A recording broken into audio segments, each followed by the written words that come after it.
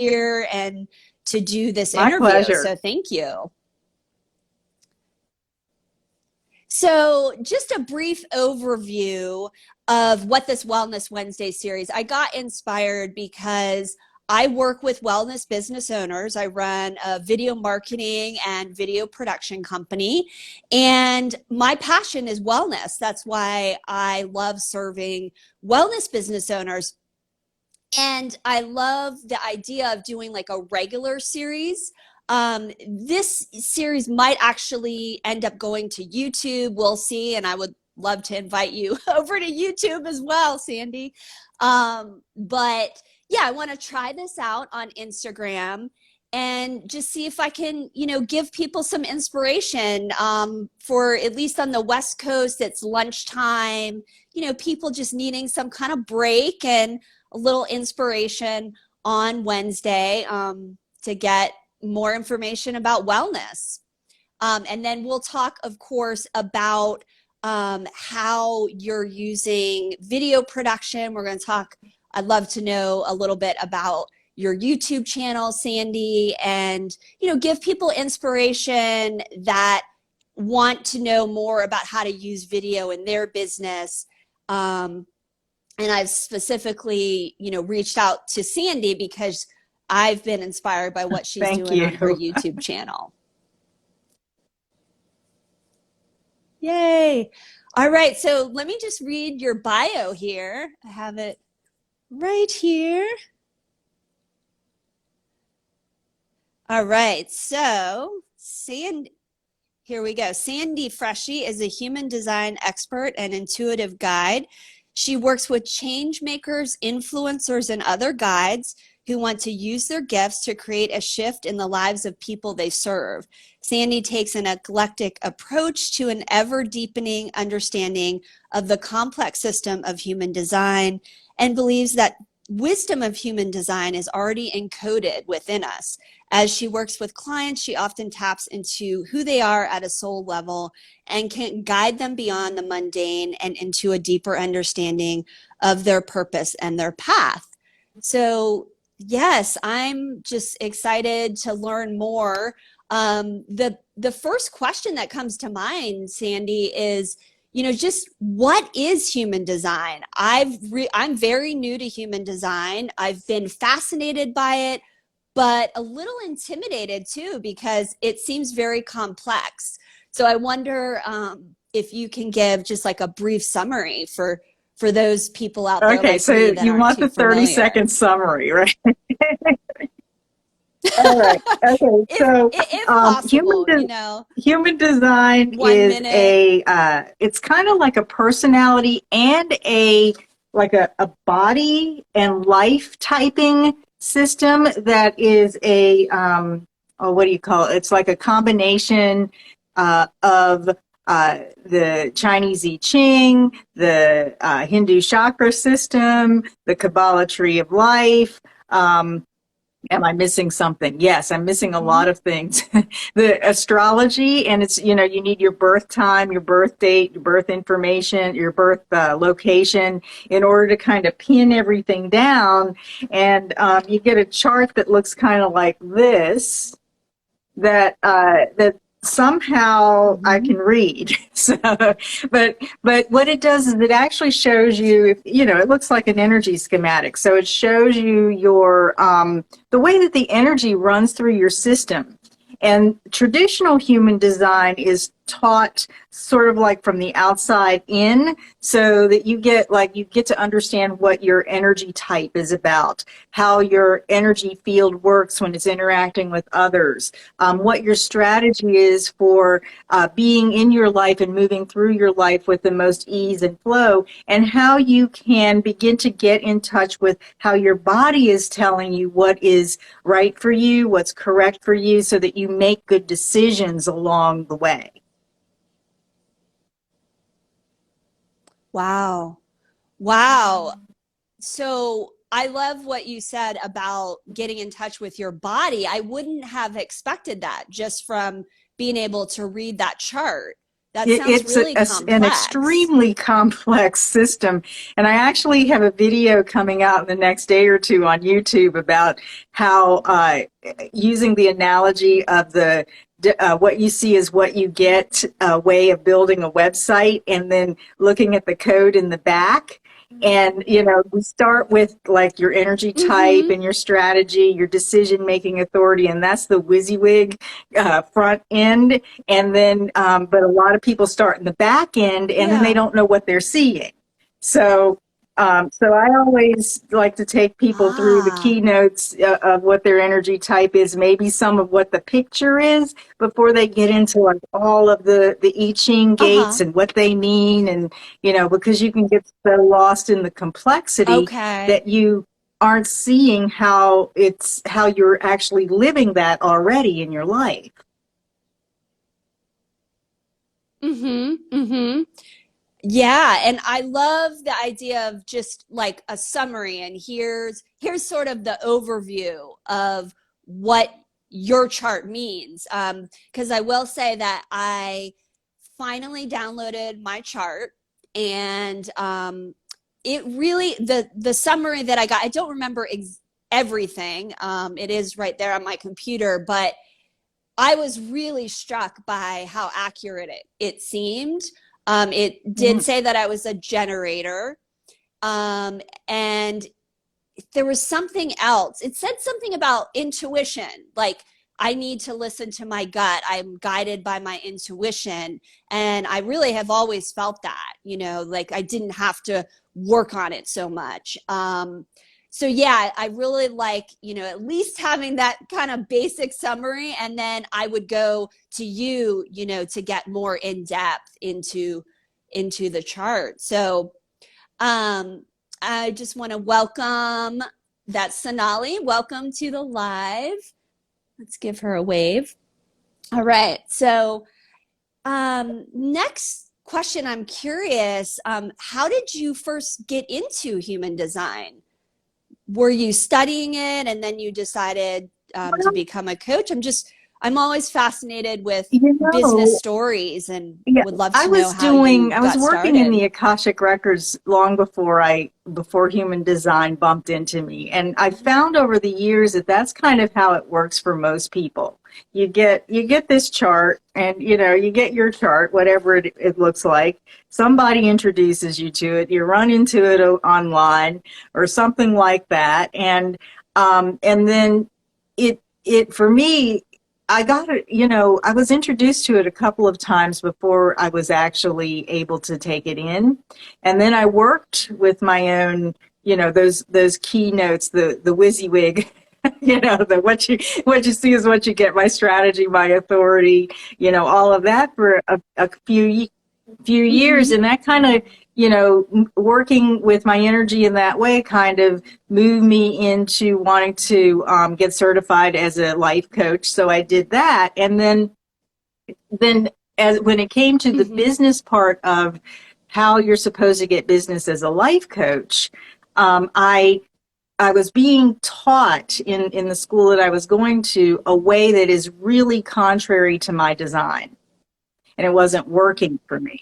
So that's when the light Mm. bulb kind of came on that, Mm-hmm. if it's not working for me, it probably wouldn't be working for 75% of actually 90% of my clients. And, so that's when I decided to kind of get serious about studying, about going into the back end of the programming and really studying, what is this system Mm-hmm. beyond my own strategy, authority, energy type, and how can I use this to guide my Mm-hmm. clients into a better grounding with themselves and a better understanding of how to take their next steps in their life. Wow. Wow. Yeah, it seems that's often how we get started in running a business and offering services, just our own personal interests. So that's amazing that you found a path and then now you're running your business, it sounds like, from what you Well, yes, discovered in that and chart. you know, it's been years, and that's, you know, for anyone who's looking at their human design chart wondering how am I ever going to get all of this, you know, like you said, Sarah, you understand that you're a generator and you've got this gut intuition. You know, I always recommend that people work with whatever their decision making strategy is, what their you know, their energy type is. Really work with that for a while, because what you're going to find is as Mm-hmm. you live life that your things are, you're going to realize what's not congruent with that over time, that you're living in, what people expect of you, maybe behaviors that you can let go of, ways that you're pushing yourself too hard. You know, you can, but it takes time to release that, and in traditional human design we call that deconditioning, so that you can come back to yourself. So it's a process, and it's been the same Mm-hmm. thing in my business as well. You know, I experiment Uh-huh. with, well, you know, this is how, this is the understanding I've come, the thing I've come to understand about myself personally. Now, how do I really live that in my business? And let me try this. And in my Mm-hmm. design, I have a Mm-hmm. very trial and error process to things. So there's been a lot of learning about what not to do that may or may not benefit anybody else. But And you know, a lot of experimentation. but yeah.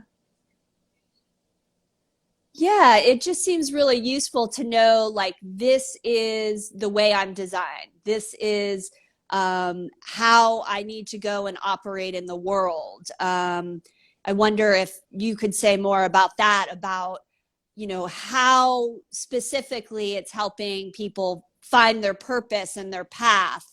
I guess just as an example, it's, as I said, you know, I've honed over the years trusting my intuition, but I'm just curious, you know, how would human design help me do that even more? Or would it help me uncover other things in my chart that Well, I'm not even you aware know, of? as you get deeper into understanding your chart, you're going to learn about core strengths and see how that plays out in your life, and how maybe you're taking in outside influence, and what you're doing with that, and whether or not it's working for you.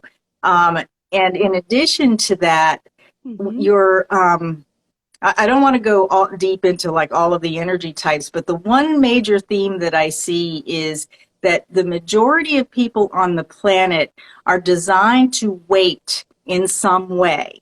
Even the ones who, the energy type, the manifestor energy type, who has a design to initiate, most of them have something in their design where they need to either wait to ride through their emotional cycles, or they need to be waiting for somebody else to get ready so that they can, you know, get something.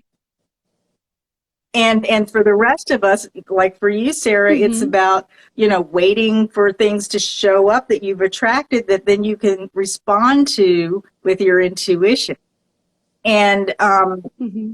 you know, so Ah, learning how you're okay. designed to wait and then to take action, and what that timing feels like in your body is going to make all the difference in the world, because it really starts to move you Wow. toward like the people that you need to be with, the people in business that you need to collaborate with, the things that you need to be doing, what you need to be paying Yeah. attention to, where you're pushing yourself too hard, and how you can relax back and trust that you're doing the right thing for you, even if it doesn't look like anything's happening.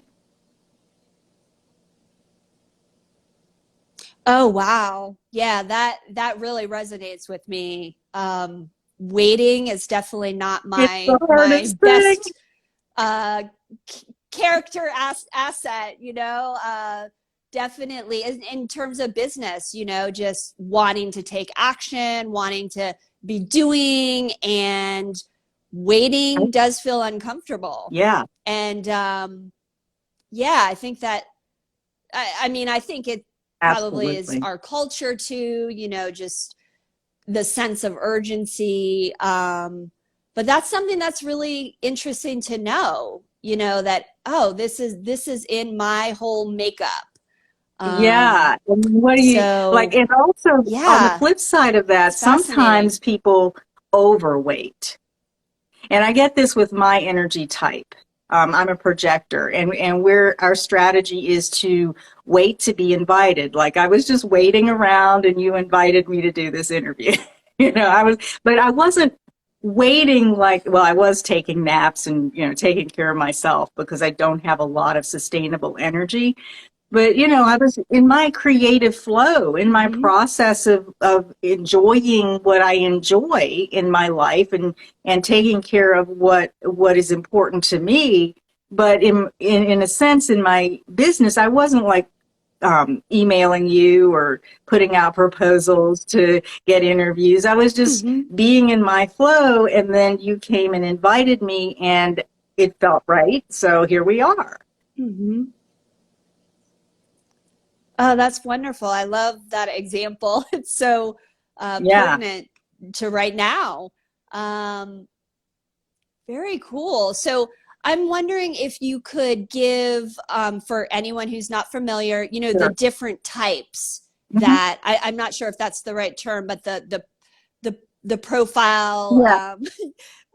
Sure, I the don't know the energy types. terminology, So, Sandy, but or yeah, what are we call them also the aura different types energy because types? everyone Yeah. has a different kind of a feel to their energy field, which we call an aura. So there's the Hmm. generator, and there's the manifesting generator, which is kind of a subtype of the generator.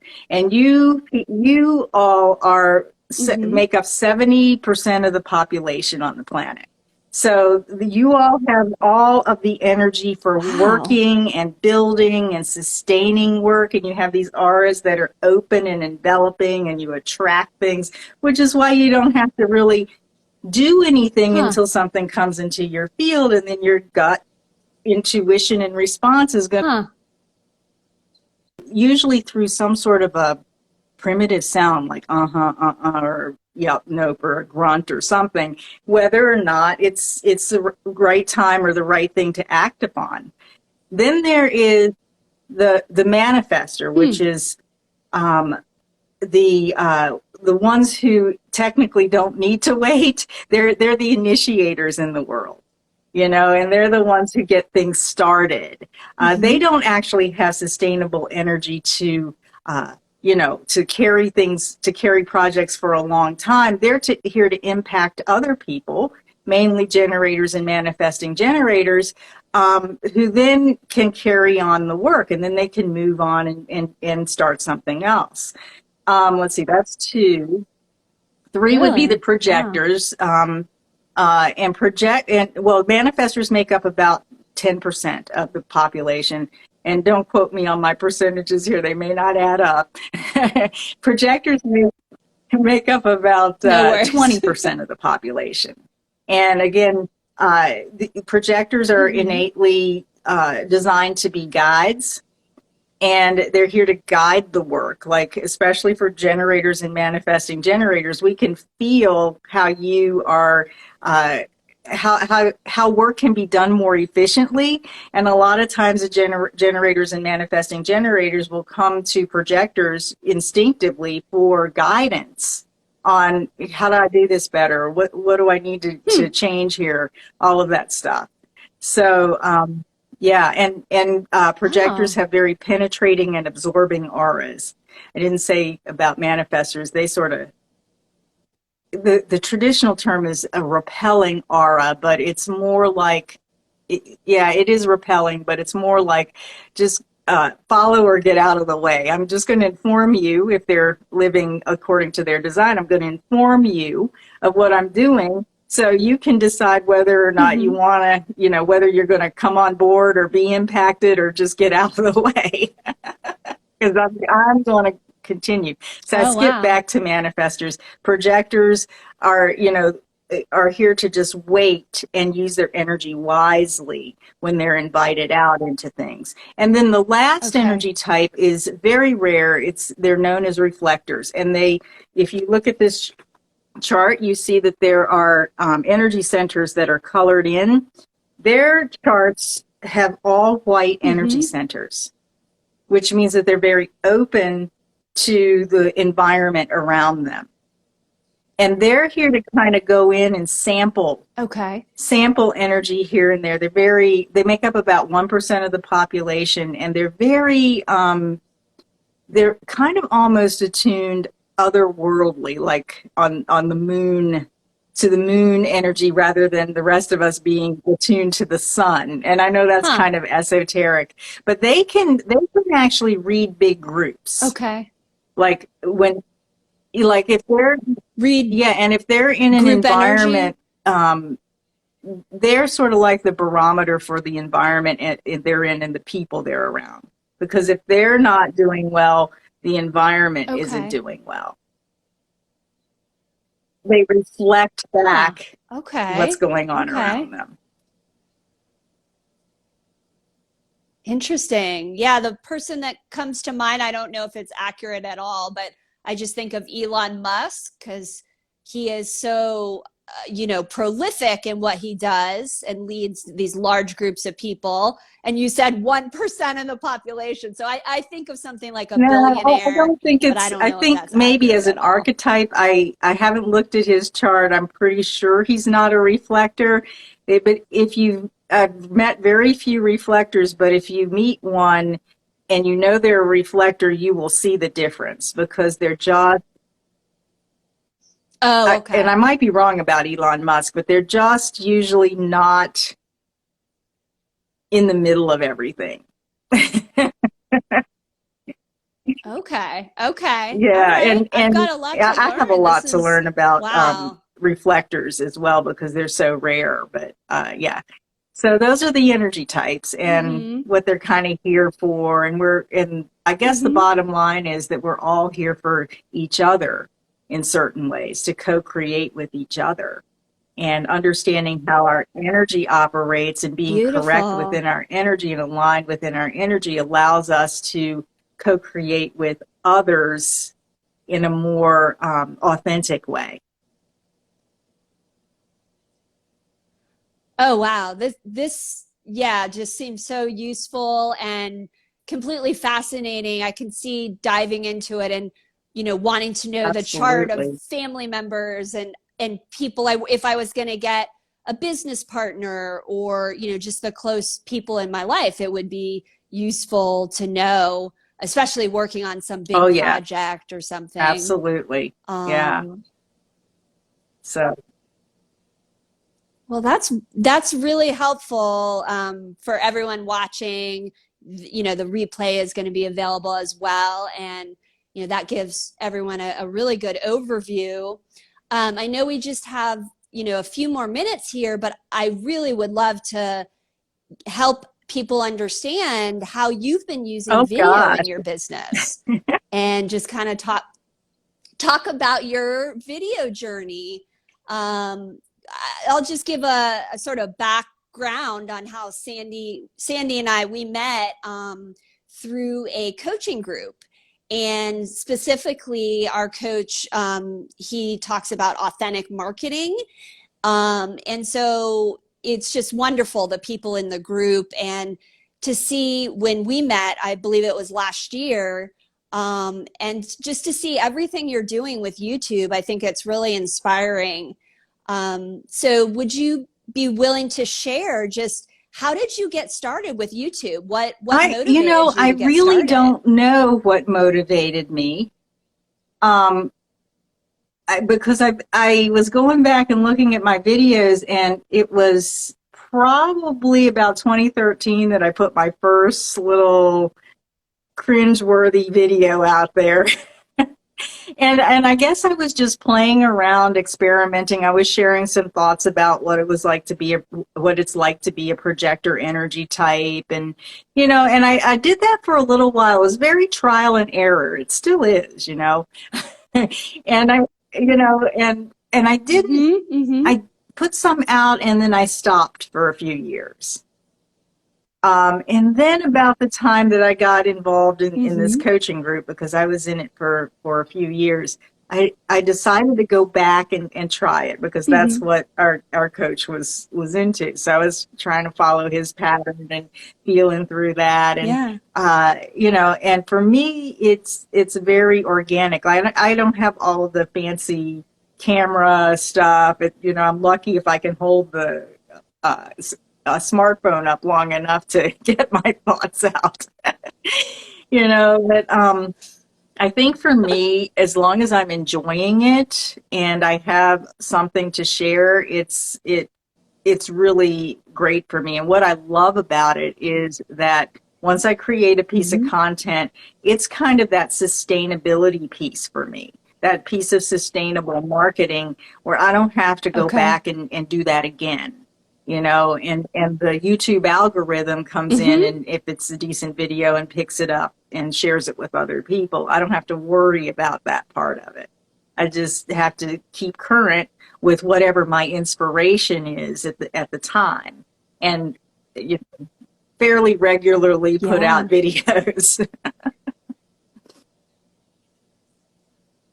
Yeah, yeah. Well, I mean, I hear you. I think that is really one of the beautiful things about YouTube, that I particularly love. I mean, I absolutely love Instagram as well, other social media, but it is just amazing, to be able to produce something to make sure that it's content people are interested in.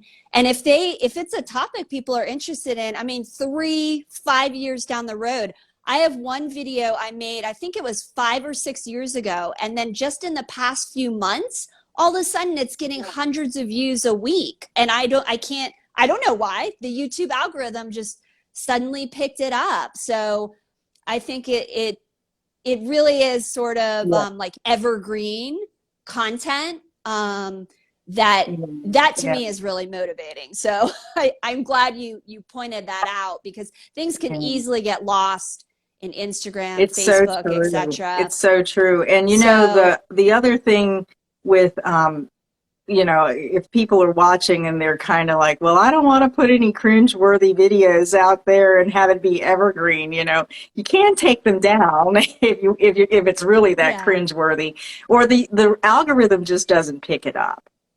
And you don't have to. I think the thing right. that has really helped me kind of keep the momentum going is that I don't get too attached to whether or not it's a cinematic masterpiece. I don't get attached to the perfectionism of it. Hmm. I just want to convey a thought or a Yeah. message. And then if I need to go back and do that in a different way or say it a different way, I have it there so that I can see what I said and experience it. And then I can improve upon it if I need to.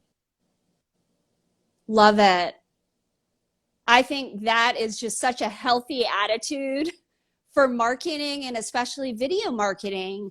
And what you said about it being cringeworthy, I I like to recommend to people that, cringeworthy to you might not be cringeworthy to anybody else. And I do get it. It can feel very vulnerable to put something out that you don't approve of or you don't like. But I think that is really part of the process, and a very healthy part of the process, Hmm. to just kind of let go.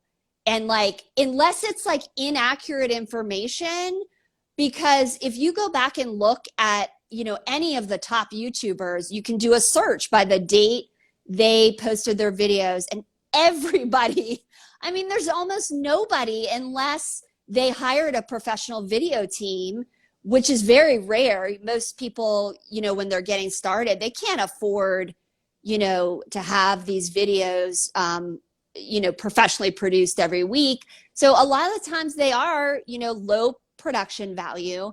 And I think it's just great that you kept going. So just as a closing, question here, I'm just curious, you know, I know it can't, with life coming in and, just life obstacles, how have you kept consistent over the years? Because I know at least recently I looked and you're almost at 4,000 subscribers. And I completely commend you, because I know how much of hard work that is, and consistency. Well, So yeah, I would just love to know how you've stayed consistent. Any well, I tips think on that what I for did people? when I got serious again about, coming when I came back to it in 2017, I made a commitment to put out at least one, well, I think it started as one video every 10 days. If I got one in every 10 days, it would be good. And then it went to one a week, and I'm a little bit behind now, but at one point I was doing two a week. But if I did one, I was doing great, and I'd sort of get into, just Hmm. putting that in the back of my mind. I jot down ideas as the weeks would go by, and then if it was getting closer to that 7 day mark and I hadn't produced anything yet, I just go to my list. I'd go to what's current around me, or who I've been talking to, or the clients, and then I would just pull out a topic and make some notes, and just put Love the it. camera on and go. So yeah, yeah, That's great. That's great. And it just sounds like that commitment moves you forward, that it's like it sounds like letting go of perfection and just staying committed to that goal where, it's so true. Like we often think we don't have enough ideas. And if we just take one moment, like you said, oh, the client just yeah, asked me that question. There's a video. And just getting out of that perfection, I feel like is so important. It sounds like that's what you yeah, were, really practicing, because it's so easy to be like, oh no, that's not the perfect video. And then just like getting it out there and seeing, oh, it only has a few views, maybe I should have done something else. And yeah. it just sounds like you kept going And to some of gain that the momentum. most valuable videos to other people, and I'm saying that, by comments and things like that, have been videos where maybe I've come up upon, I'm close to that 7 day mark, and it's like, what am I going to talk about? I have no inspiration. And then I go out for a walk, and I have my like step counter on the Yeah. phone. So I take my phone with me. And then as I'm starting my walk, it comes Hmm. together, and it's like, I've got to stop and just do this video. Just stand here and do it, because here, Yeah. all the thoughts are here right now. Totally. And that's kind of like part of how I'm designed. I'm designed to be Yeah. kind of instinctive and spontaneous that way. It might not work for everybody, but I find that when I'm not really Okay. thinking about it and I allow myself to relax, that's probably for everybody. Then it kind of starts to come together. And usually it's somewhere not at my desk. Yeah. I agree. Yeah. I get most of my video ideas. I'm just standing in the kitchen, like washing dishes, cooking, or even just pouring a glass of water. And then it's, oh, there's a topic. It's really mysterious. But I find that I usually Yeah. just make sure I write it down. Like that's at least how I operate. Other people, like you might just film it right there. I think that's amazing. Um, and then like, oh, I'm never going to be Yeah. without ideas. So Yeah. yeah, So, that's awesome. Well, anything else you want to add about your video journey, or yeah, just offering any tips on tips on video just marketing to people yeah, just for wellness relax and business have fun owners? with it. I'm trying out some. I have some things I'm sort of filming in the background, just trying out some different ways of doing videos. So, and I haven't quite put those up yet, but it Hmm. there, you can do more than just talking heads. You can do demonstration videos. You can do show and tell. You can do put the screen share on. It's really about experimenting with what you're comfortable with, and discovering what that is, and then going with that really makes the difference. Yeah. Wonderful. I love it. I love it. Well, I'm going to keep following your video journey, and hopefully we can connect. I think the idea of doing a similar Wellness Wednesday on YouTube. I think that would be really fun, and I would Oh, love to thank have you you. over there I'd love too it. I'd love it. if you're Thank you so interested. much. Um, Yeah. Yeah, this was fun. you're welcome. Yes, it was. It was really fun. So the last thing, where can people find you? I'll Mhm. definitely put your links in the description when I post the Yeah. replay. But yeah, how can people work with you Well, and discover more my about you? website is Sandy Freschi, SandyFreshi.com, or you can look me up on YouTube at Sandy Freschi Human Design and Energy Insights. so, so I'm over there on YouTube. Yeah. Yeah, Okay. Good. you came Good. up Good. Good. hmm right in the Yeah. And search. I You see were that like right Judy up is there, so here. Hi, Judy. easy to find. I see Judy Hi, on Judy. the phone here, so I wanted to say hi to her. Yeah. So Awesome. yeah. Thank Thanks you for for joining. joining. So yeah. So that's it. Website and YouTube channel are where I normally am. I'm actually using Instagram for some of my artwork. So you'll see very little about human design except for Hmm. stuff that I may talk about from other people. But I find Okay. I'm experimenting with visuals with Instagram. So Oh, cool. yeah. Oh, Yeah, and somehow lovely. all of that's going Okay. to come together in some Awesome. sort of a package at some point.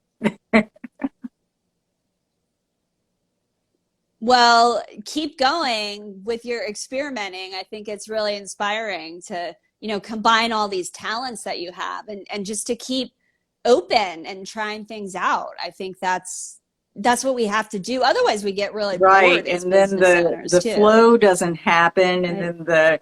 then the business doesn't happen, and the clients don't come because we shut ourselves down. Yeah. So true. Awesome. Well, we'll be in touch soon. And thank you again. I think this was really valuable. And I'll be posting this replay out. All right. So, Well, yeah, thank we'll you be so in touch much, Sarah. It soon. was such a pleasure. Have a beautiful day. Bye bye. Bye, everyone.